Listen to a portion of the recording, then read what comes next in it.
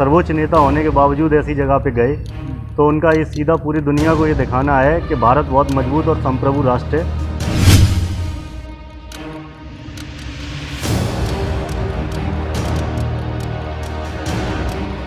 हमारा तो विचार है कि चीन ने 20 मारे तो इंडिया को जो है कम से कम 100 मारना चाहिए।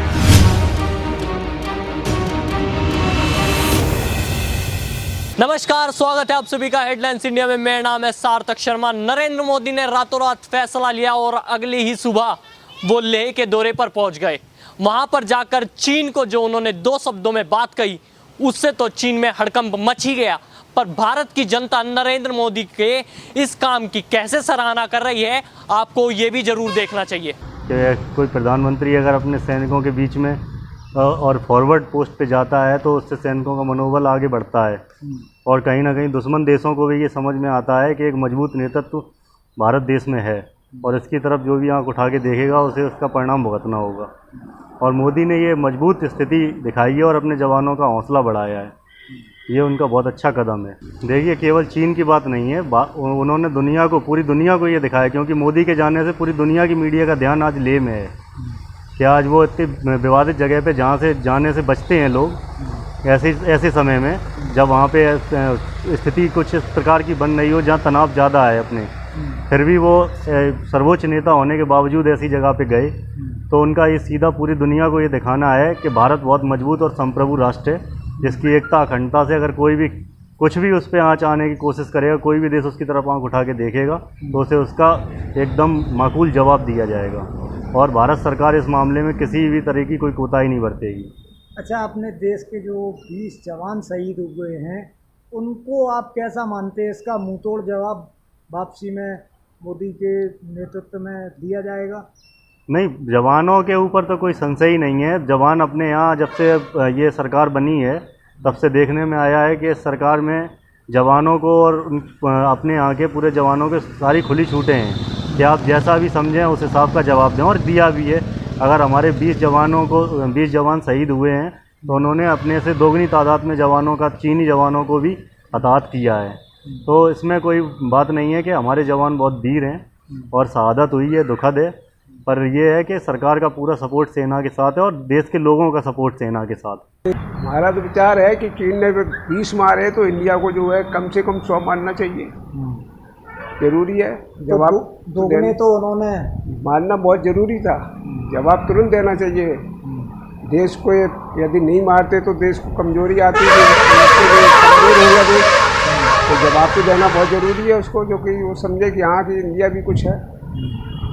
नहीं, ये तो अच्छा सही किया, बहुत अच्छा किया। इसको बैन लगाना बहुत ज़रूरी था, बहुत अच्छा किया है।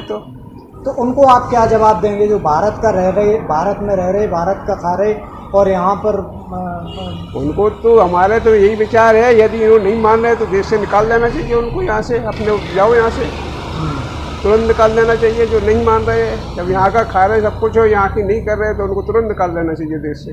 हम तो कहेंगे कि अगर उन्होंने 20 मारे हैं तो 60 मारना चाहिए कम से कम। तो 40 तो लगभग दुगने तो मारे। हाँ, तो क्या कहेंगे आप? जैसे चीन के जो ऐप थे वो भी यहाँ बैन कर दिया, उन्हें सही कर दिए कि यहाँ से जासूसी मिलती होगी, है तो उन्हें सही कर दिया। जो किया वो सही किया नरेंद्र मोदी ने। आज देश को एक साथ खड़ा होना चाहिए कि नहीं? बिल्कुल होना चाहिए। जो लोग साथ नहीं खड़े उनको क्या करेंगे? उनको तो कायदा से देश छोड़ना चाहिए, देश छोड़ देना चाहिए। बिल्कुल। अच्छा, भारत और चीन में ये अंतर है सबसे बड़ा कि चीन में सैनिक शासन है PLA का, परंतु भारत में जो देश की भावना है वो जन भावना भी सैनिकों के साथ जुड़ी हुई है। यहाँ का बच्चा सैनिक है। जब कोई संकट काल की स्थिति आएगी, यहाँ पे लोगों को कहना नहीं पड़ेगा सरकार को कि आप सेना में आइए, लाइन लगा के लोग जाएंगे। देखिए, मैं ये कहना चाहूँगा कि भले ही किसी व्यक्ति को कोई मनोरंजन की दृष्टि से हो या फाइनेंशियल जिसको कोई फ़ायदा हो रहा हो इन ऐपों से, पर उन सब चीज़ों को दरकिनार रखें, क्योंकि राष्ट्र हित सर्वोपरि है।